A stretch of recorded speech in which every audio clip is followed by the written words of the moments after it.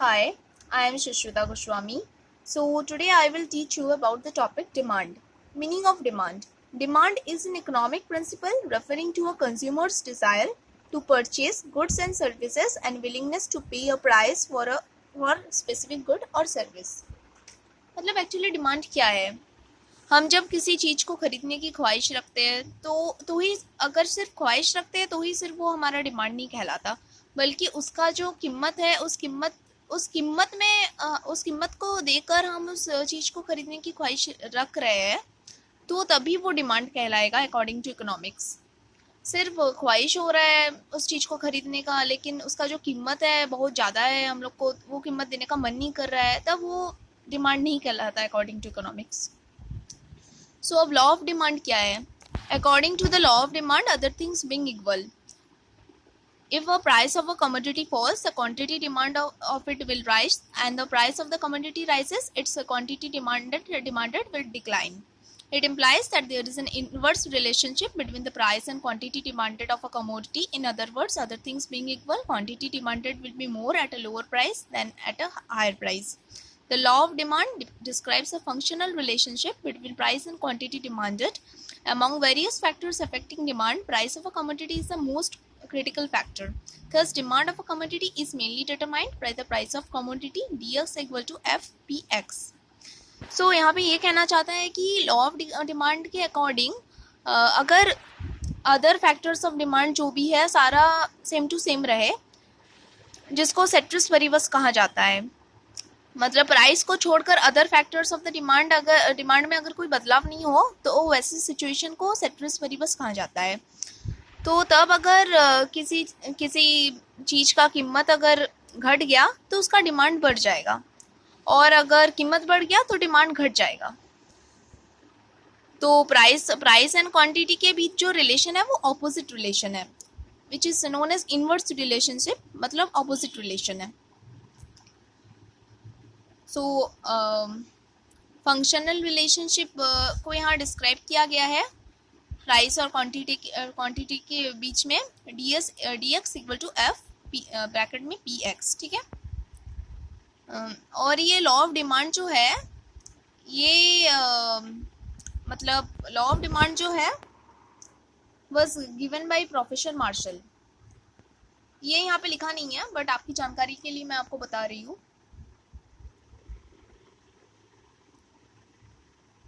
सो बहुत सिंपल सी चीज़ है। Other factors of demand अगर सेम टू सेम रहे, मतलब जिस सिचुएशन को सेट्रिस वेरिबस कहा जाता है कि प्राइस को छोड़कर other factors of demand same to same रहे, सेट्रिस वेरिबस, प्राइस फॉल होने से क्वांटिटी का जो डिमांड होता है हम लोगों का वो बढ़ जाता है, प्राइस फॉल होने से डिमांड बढ़ता है, और प्राइस अगर बढ़ता है तो डिमांड घट जाता है। सो ये बहुत ही सिंपल है। तो द लॉ ऑफ डिमांड में be understood from the following example.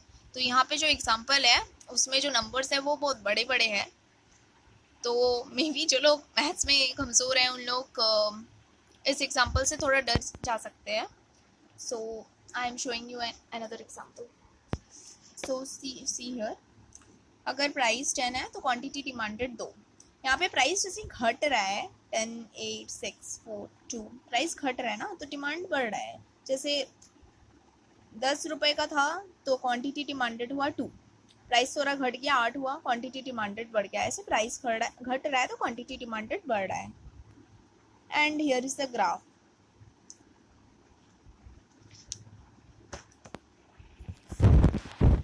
यहाँ पे भी वही है कि प्राइस बहुत जाता है तो क्वांटिटी डिमांडेड एकदम 0 हो गया, तो 70 है तो 200 है। प्राइस घट रहा है यहाँ पे भी, एंड क्वांटिटी डिमांडेड जो है बढ़ रहा है, सेम चीज़ है।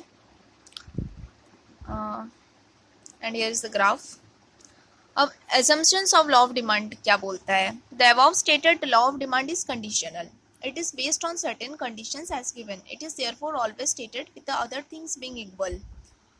It relates to the change in price variable only, assuming other determinants of demand to be constant. The law of demand is thus based on following ceteris paribus assumptions. मैंने बोला ना ceteris paribus कौन सी situation को कहा जाता है? जब price जब प्राइस जो फैक्टर है डिमांड का उसको छोड़कर सारे अदर फैक्टर्स सेम रहता है, तब उस सिचुएशन को सेट्रिस पेरिबस कहा जाता है। तो यहाँ पे assumption of law of demand में भी यही बोल रहा है कि सेट्रिस पेरिबस सिचुएशन रहना चाहिए तभी लॉ ऑफ डिमांड एप्लीकेबल होता है। अगर सेट्रिस पेरिबस सिचुएशन नहीं हुआ तो लॉ ऑफ डिमांड भी एप्लीकेबल एक्चुअली नहीं होगा। तो वो सेट्रिस पेरिबस सिचुएशन में कौन कौन से फैक्टर्स को कंसिडर कर रहे हैं हम देख रहे हैं। No change in consumer income, क्योंकि अगर कंज्यूमर के इनकम में चेंज होगा, अगर इनकम बढ़ेगा तो डिमांड तो बढ़ ही जाएगा ना। तो फिर तो चाहे प्राइस बढ़ भी जाए, हम लोग का इनकम बढ़ गया तो हम उस चीज़ को अफोर्ड कर सकते हैं तो डिमांड बढ़ जाएगा। इनकम बढ़ जाती है तो ख्वाहिशें बढ़ जाती है। अब कंज्यूमर प्रेफरेंस में भी कोई चेंज नहीं होना चाहिए। मानो किसी चीज़ का दाम घट गया लेकिन उस चीज़ का टेस्ट प्रेफरेंस लोगों को एकदम मतलब उस चीज़ का कोई वो नहीं है, मतलब खरीदने का कोई इच्छा ही नहीं है। कंज्यूमर का जो प्रेफरेंस था वो चेंज हो गया।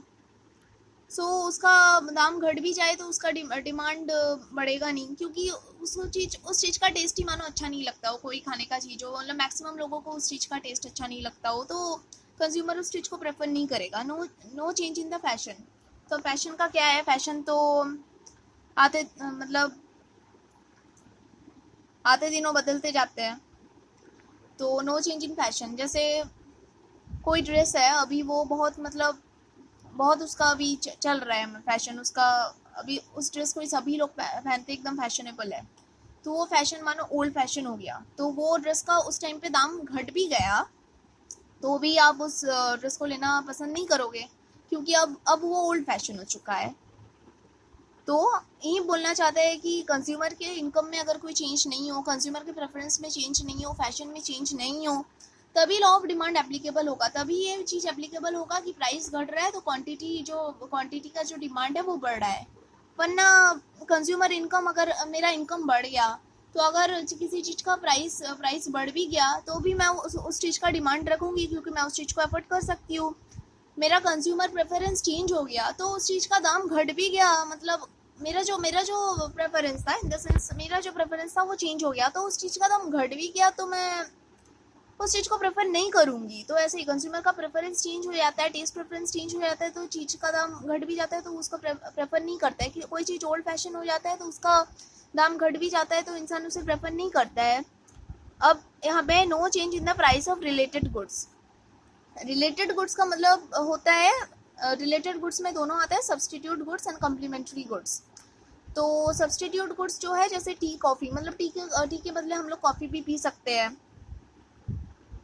तो no change in substitute good में कोई सब्सटीट्यूट और कम्प्लीमेंट्री गुड्स में कोई चेंज नहीं होना चाहिए। कम्प्लीमेंट्री गुड मतलब जैसे कार एंड पेट्रोल, मतलब कार खरीदेंगे तो पेट्रोल लगेगा ही।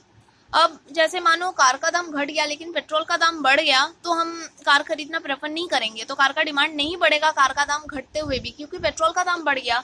तो कार इंसान खरीद के सिर्फ गैरेज में तो नहीं रखेगा, उसको तो यूज़ करेगा। तो अब इंसान देख रहा है कि पेट्रोल का दाम बढ़ गया है तो कार का दाम घटा भी, तो कार को चलाने के लिए जो पेट्रोल उसका दाम बढ़ गया तो इंसान फिर कार को खरीदना प्रेफर नहीं करेगा। अब टी एंड कॉफ़ी में जो है कि मानो टी का दाम घट गया लेकिन कॉफ़ी का दाम जो है और भी घट गया तो इंसान कॉफ़ी को प्रेफर करेंगे। अब no change in size, age composition, sex ratio of the population, no change in range of goods available to the customers, no change in distribution of income and wealth of the community, no change in government policy, no change in weather conditions।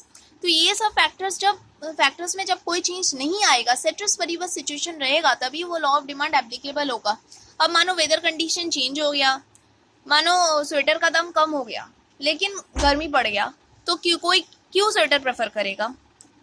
So सेट्रिस Paribas situation होने से ही ये law of demand applicable होगा। सो ये सब है assumptions of law of demand.